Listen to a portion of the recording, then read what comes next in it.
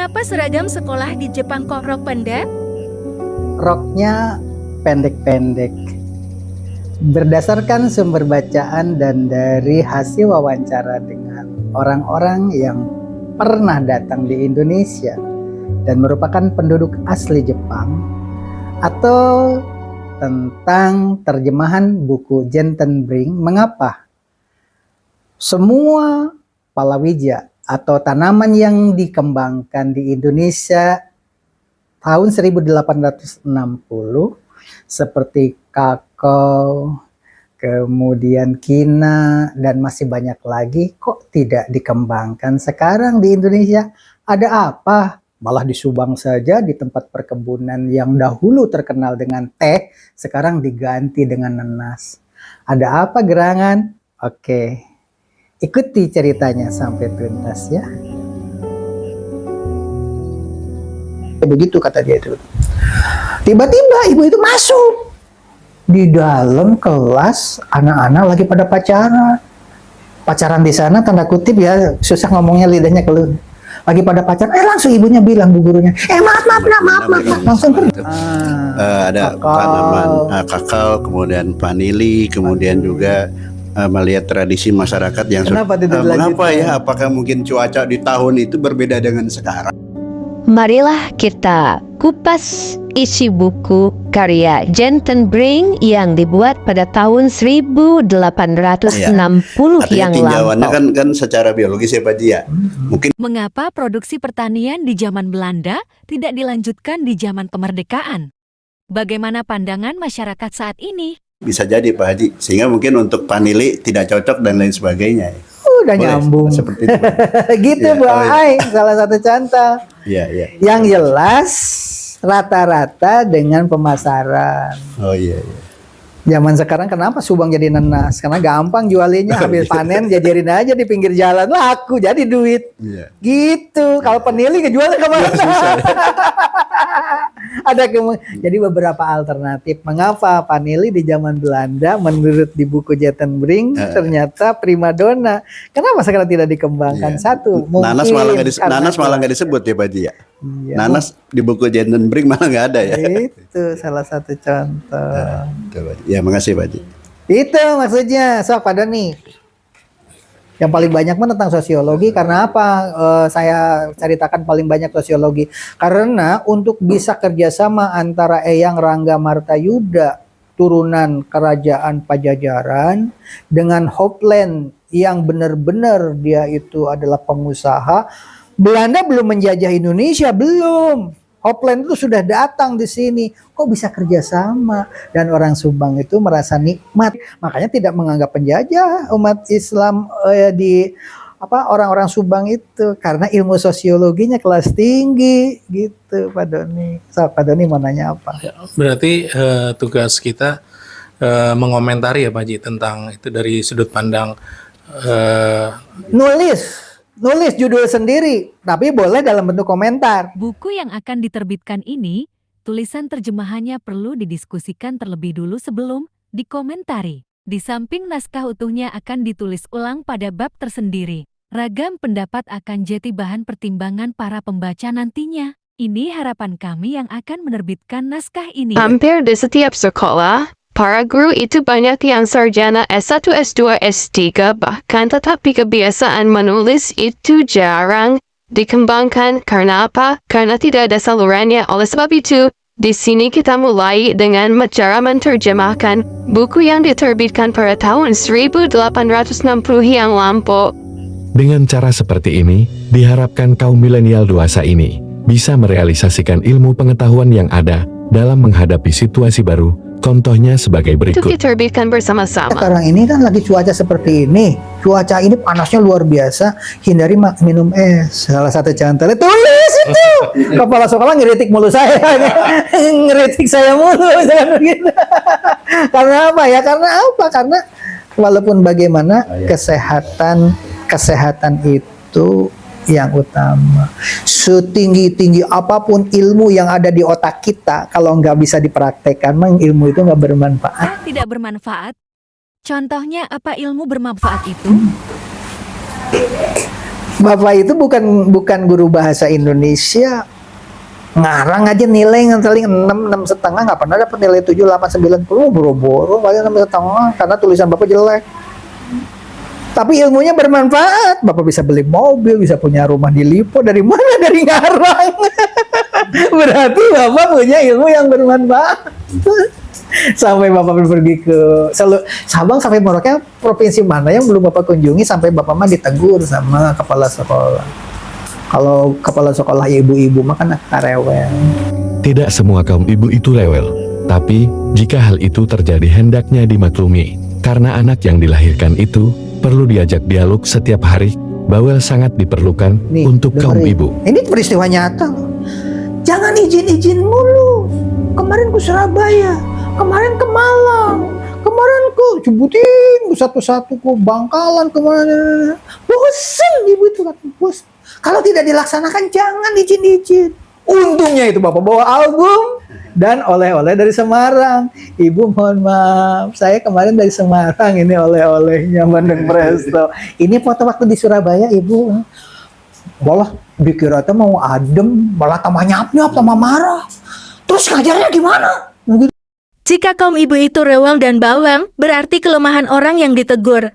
Kurang banyak sosialisasi dengan pemegang kebijakan. Bapak nggak menyalahkan, tapi ini mah hanya motivasi aja, jangan dilihat jeleknya ya. Motivasi, dan Bapak senyum aja, Ibu. Mohon dicek. Selama kepemimpinan Ibu, saya tidak pernah bolos.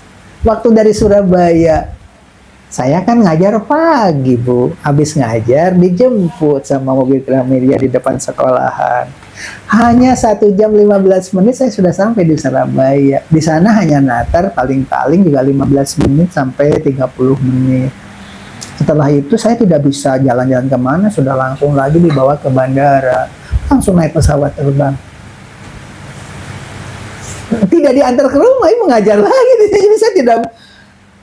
Orang tidak percaya kalau Bapak barusannya dari Surabaya gitu loh. Sekarang ada di kelas gitu loh. Orang tidak akan paham jika pesawat terbang itu bisa tepat waktu. Jika tidak delay, jangan khawatir apabila delay lebih dari 240 menit, maka maskapai wajib memberikan uang kompensasi sebesar Rp300.000 kepada setiap calon penumpang. Konsekuensi paling akhir adalah refund tiket Ke rumah Ibu sebelumnya. ngajar lagi. Jadi saya tidak... Orang tidak percaya kalau Bapak barusannya dari Surabaya gitu loh. Sekarang ada di kelas gitu loh. Gitu. Sosialisasi itu harus penuh kesabaran. Setiap ada konfrontasi pendapat harus dianggap itu adalah anugerah dari Allah untuk memberikan informasi akurat, contohnya sebagai berikut. Bangga loh ketika ilmu itu bermanfaat. Makanya ketika Bapak kuliah S3, ada orang Cina yang kuliah S3 juga. Bapak habis sholat di lantai bawah, bimbingan disertasi ada di lantai 4. Begitu Bapak ngos-ngosan karena nggak pakai lift di UNJ itu, antri itu. Apa jawab orang sipit itu bilang? Allah itu terlalu sibuk ngurusin orang Indonesia. Itu, oh sakit hati itu pertama.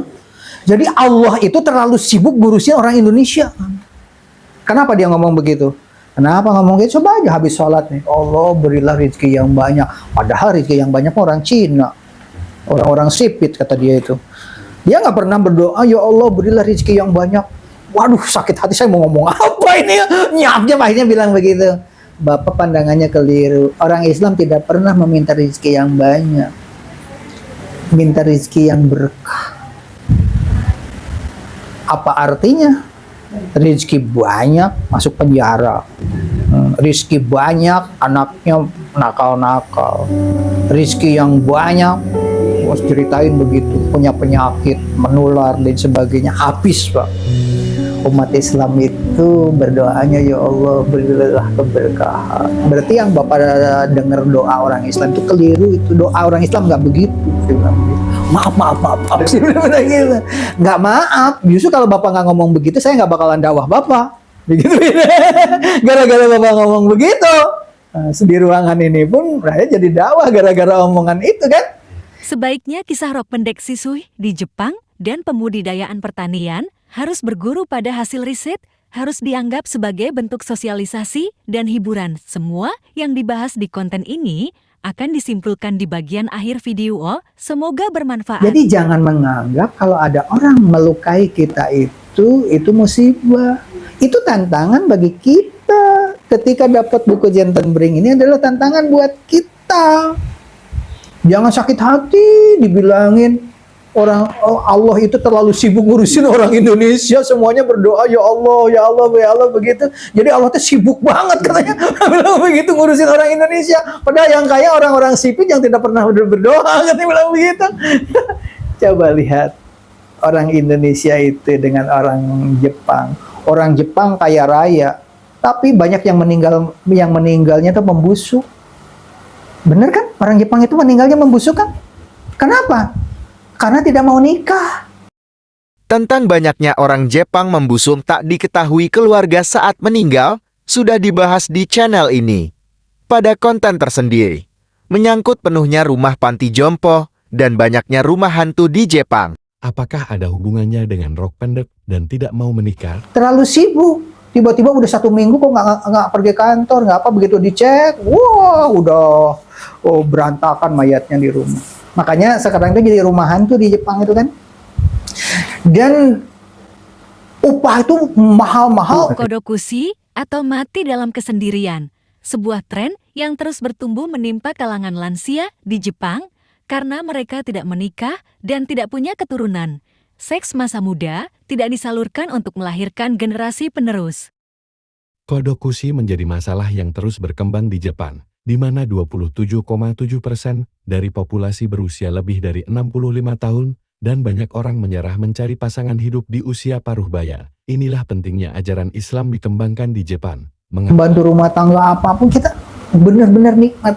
Yang paling nikmat itu adalah hidup di negara Islam. Tidak mikirin itu pengen kaya-kaya. Tapi salahnya di dalam kampanye, ini yang paling penting nih sobat, di dalam kampanye kepresidenan besok atau anggota dewan. Lihat, kita harus seperti Amerika, kita harus seperti Jepang, kita harus seperti Hong Kong. Emang enak, di Amerika itu ada jembatan khusus untuk bunuh diri. Di Amerika Serikat, jembatan Golden Gate yang ikonik malah dipakai bunuh diri. Jembatan Golden Gate di San Francisco, AS membentang sepanjang 2,7 km. Oh gitu. Itu. Indonesia itu nikmat lah. Tapi kenapa tidak disyukuri? Makanya Allah dalam Al-Quran, jika bersyukur maka nikmat itu akan ditambah. Kalau tidak bersyukur, azab itu sangat pedih. Contohnya, mati membusuk tidak diketahui orang. Itu orang Jepang tuh. Apa kita mau seperti orang Jepang? Bapak nggak mau. Orang bapak aja datang ke Hong Kong menderita banget. Karena apa? Tidak ada yang jual supermie di pinggir jalan, jual bubur, apa nggak ada. Bapak keliling-keliling tuh, kalau di kita mah malam-malam keluar ada tukang sate, ada mie tok-tok, apa nikmat hidup itu. Indonesia yang paling sorga itu adanya di kita. Ada nggak yang kampanye besok ngomong kayak begitu? Kagak ada. Salah ini kalau ditonton orang banyak yang kampanye marah ini. Harusnya orang lainnya menikmati Indonesia. Di Jepang itu kan penghasilan gede, tapi nggak bisa nyuruh orang. Ngepel sendiri. Makanya Nagisa Nishikawa, guru di SMA Negeri 1 Setu yang dari Jepang, Nihongo Partner, dia bilang, di Jepang mah anaknya cuma satu. Saya aja hidup di rumah coba berdua dengan kucing. Bilang gitu. Jadi kucing dianggap sebagai teman gitu kan. Bapaknya padahal direktur kereta api PJKA kalau di Indonesia mah. Bapaknya itu. Anaknya cuma satu, Nagisa doang. Itu salah satu contoh. Kenapa? Di sana Pak, kalau punya anak resiko harus berhenti kerja karena tidak bisa kerja di sana kan tuntutannya terlalu berat kayak mesin, kan yang bilang begitu. Anak satu aja makanya rata.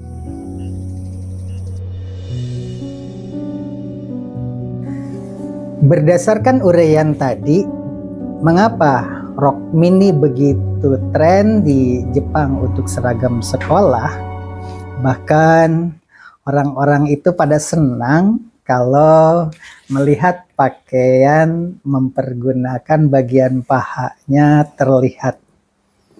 Itu untuk seragam perempuan ya di sekolah-sekolah Jepang.